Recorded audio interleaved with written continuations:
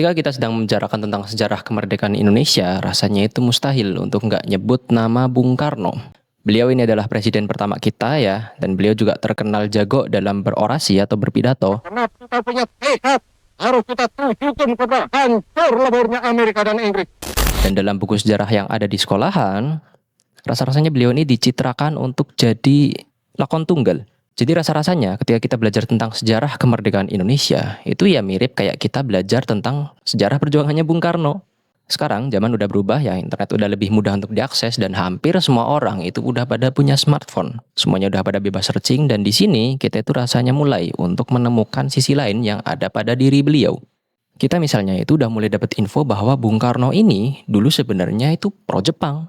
Nggak sekedar pro bahkan, beliau ini juga katanya pernah jadi mandor Romusha.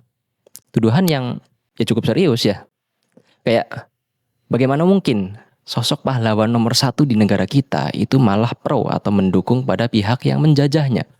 Lebih jauh, bagaimana mungkin seorang pahlawan itu malah terlibat dalam suatu tragedi kemanusiaan ya, termasuk yang terburuk yang pernah ada dalam sejarah kita. Pertanyaan-pertanyaan sensitif inilah yang bakal teman-teman temukan jawabannya dalam video kita kali ini. Assalamualaikum teman-teman semua, saya Adnan dan selamat datang kembali di channel saya. Pada kesempatan kali ini kita semua akan ditemani oleh buku yang judulnya Bung Karno, Penyambung Lidah Rakyat Indonesia. Buku ini sebenarnya adalah sebuah autobiografi. Jadi ini adalah karyanya Bung Karno sendiri. Hanya saja dalam kepenulisannya itu dibantu oleh seorang wartawan bernama Cindy Adam. Dan isi buku ini itu soal keasliannya, validitasnya itu dijaga oleh yang namanya Yayasan Bung Karno. Jadi bisa dibilang ya isinya udah paling otentik lah. Dan kalau kita ingin sesuatu yang berkaitan dengan riwayat hidup Bung Karno, maka buku ini adalah sumber yang paling valid, yang paling primer. Dan alhamdulillahnya dalam buku ini itu udah dirangkum ya beberapa bab tentang manuver Bung Karno ya baik secara politik maupun sosial yang pernah beliau lakukan selama masa pendudukan Jepang. Bahkan ada sebuah bab khusus dalam buku ini yang judulnya kolaborator atau pahlawan. Jadi gini teman-teman, negara kita itu ya sebelum dulu kedatangan Jepang itu adalah sebuah negara yang bisa dibilang kelamaan dijajah oleh Belanda ya. Baik Belanda swasta ya yang kita sebut sebagai VOC atau juga pemerintah Belanda secara langsung. Memang nggak sampai 350 tahun ya, itu adalah angka yang kejauhan ya, 350 tahun dijajah itu nggak akurat. Tapi memang kita itu diperintah oleh Belanda dulu selama ratusan tahun sebagaimana yang dikatakan oleh Tan Malaka dalam Madilognya dan juga oleh Buya Hamka dalam karya-karya beliau. Makanya ya ketika dulu awal Jepang itu datang ke sini, orang-orang kita itu ya pada seneng, pada nyambut juga ya, ada yang ngibarin bendera merah putih, ada yang ngibarin bendera Jepang. Ya karena mereka ini udah berjasa dalam tanda kutip ya untuk mengusir orang-orang Belanda itu keluar dari Indonesia. Apalagi ya Jepang itu kan sebenarnya banyak miripnya sama kita. Mereka itu sama-sama negara Asia. Mereka juga sama-sama kulitnya bukan kulit putih ya, kulit kita sama-sama kuning dan juga coklat. Jadi seakan-akan orang-orang kita dulu itu ya punya semacam ikatan hati lah ya yang lebih kuat ke orang Jepang ketimbang ke orang Belanda. Apalagi ya Belanda yang kulit putih itu kan dulu nggak nganggap kita sebagai manusia. Kita itu dianggap cuma seperempat manusia, bahkan nggak jarang juga dianggap sebagai monyet. Makanya ya dulu Bung Karno itu pernah ngomong, kalau engkau membenci seseorang, tentu engkau akan mencintai orang yang menendangnya pergi. Cuma ya sebenarnya bulan madu atau masa-masa indah bareng Jepang ini ya nggak lama-lama juga. Orang-orang kita itu lambat laun ya paham bahwa Jepang ini ya penindas juga dan orang Jepang sendiri lambat laun itu ya wajah aslinya kelihatan gitu loh. Di sisi lain ya Jepang itu juga mulai paham bahwa jumlah mereka itu nggak cukup untuk bisa ngatur seluruh rakyat Indonesia yang jumlahnya udah puluhan juta ketika itu. Makanya Jepang ini udah mulai nyari-nyari nih sosok ideal yang kira-kira bisa diajak kerjasama buat ngatur rakyat Indonesia. Dan ketika itu nggak ada tokoh yang lebih didengar suaranya oleh seluruh rakyat Indonesia kecuali Bung Karno.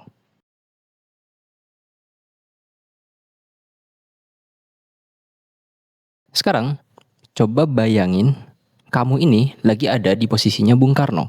Kamu tahu bahwa Jepang ini ya sebenarnya 11-12 sama Belanda ya mirip-mirip. Sama-sama penindas, sama-sama penjajah juga. Kamu juga tahu bahwa Jepang ini ya tujuan utamanya ke sini ya ambil sumber daya alam kita biar bisa diangkut ke negara mereka. Tapi kamu juga tahu bahwa rakyat kita ketika itu ya nggak bakal kuat kalau disuruh ngelawan militer Jepang. Kita nggak punya senjata, kita juga nggak terorganisir. Dengan kondisi yang kayak gitu, kira-kira mana yang bakal kamu pilih? mau langsung lawan Jepang aja gitu, modal yakin. Dengan posisi rakyat kita itu nggak punya senjata, nggak terorganisir, langsung nyerang kekaisaran Jepang yang mana mereka itu berhasil ngancurin ratusan tahun kekuasaan Belanda hanya dalam waktu 3 bulan. Atau kau milih opsi yang kedua, yaitu nggak apa-apa deh. Kita itu kerja sama-sama Jepang dulu. Kita minta mereka itu untuk melatih pemuda kita dalam hal militer. Kita juga minta senjata mereka ya. Dan ketika kita itu semua udah kuat ya, baru kita itu angkat senjata, kita adain tuh revolusi secara besar-besaran. Kalau Bung Karno yang milih yang kedua,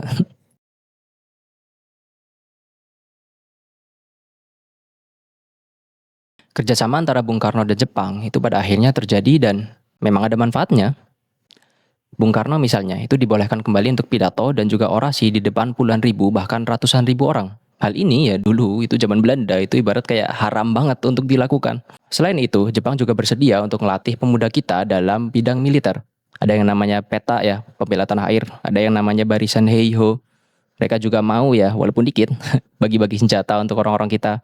Bahkan kita juga dibolehin untuk nyanyi lagu Indonesia Raya. Hanya saja kerjasama ini juga bukan tanpa konsekuensi.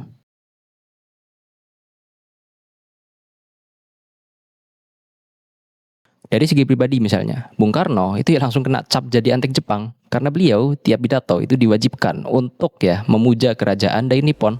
Hidup Dai Nippon, hancur leburlah kekuasaan Amerika dan Inggris.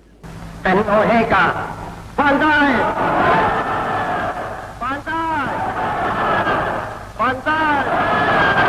Dan dari segi sosial ya berhubung Bung Karno ini perkataan dan perintahnya itu ditaati oleh mayoritas rakyat Indonesia, maka orang-orang Indonesia ini gampang banget pada nurut sama Bung Karno, walaupun perintahnya ini di kemudian hari membuat mereka itu pada celaka. Contohnya apa? Contohnya adalah ketika beliau itu langsung terlibat dalam propaganda untuk proyek Romusa. Jadi Romusa atau kerja paksa yang bisa dibilang keadaannya sangat parah lah zaman Jepang itu dulu. Banyak yang meninggal ya. Kemudian yang hidup juga keadaannya sangat-sangat tidak layak.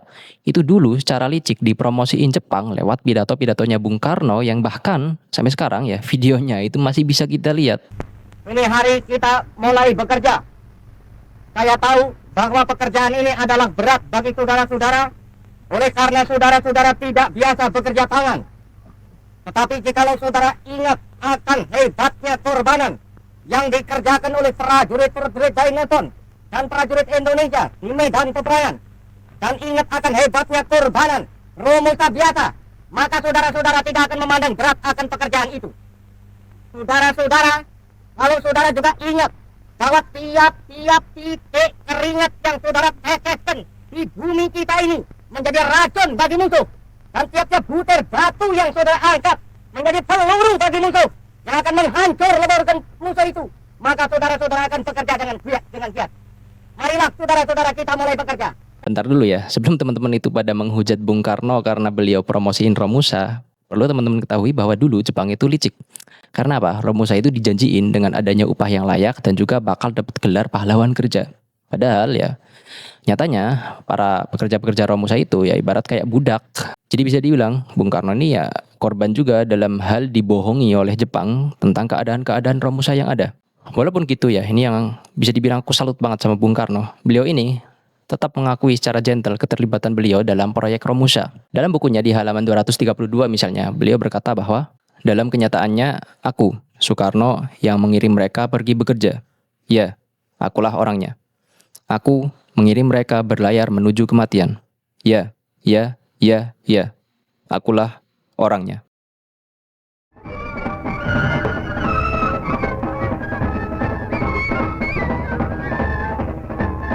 Bisa kita katakan bahwa sebenarnya apa yang dilakukan oleh Bung Karno ketika zaman Jepang itu adalah hasil dari pertimbangan logis beliau tentang sebuah jalan yang bisa kita tempuh untuk menuju kemerdekaan. Kalau kita ibaratkan dalam sebuah lakon cerita ya, maka Bung Karno ini adalah sosok pemimpin yang berani berkorban dan mengorbankan apapun demi mencapai sebuah tujuan besar yang ingin beliau raih. Darah yang tertumpah, kemudian nyawa yang melayang, semua itu ibarat adalah sebuah pengorbanan yang diperlukan. Di halaman 233, beliau juga mengatakan bahwa bila aku terpaksa mengorbankan ribuan jiwa demi menyelamatkan jutaan orang, aku akan melakukannya.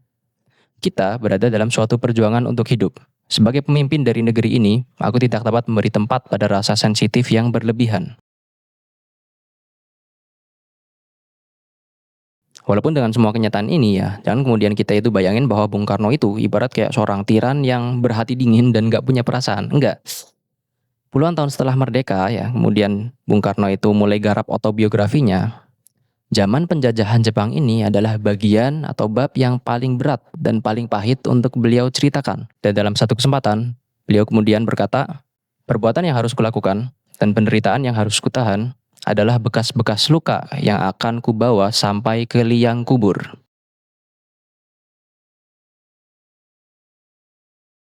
Oke teman-teman, untuk video ini kita cukupkan sampai sini dulu ya. Jangan lupa like dan juga subscribe-nya. Dan kalau ada yang mau ditanyakan, silakan tinggalkan sesuatu di kolom komentar. Dan sebagai penutup, saya ucapkan Assalamualaikum warahmatullahi wabarakatuh.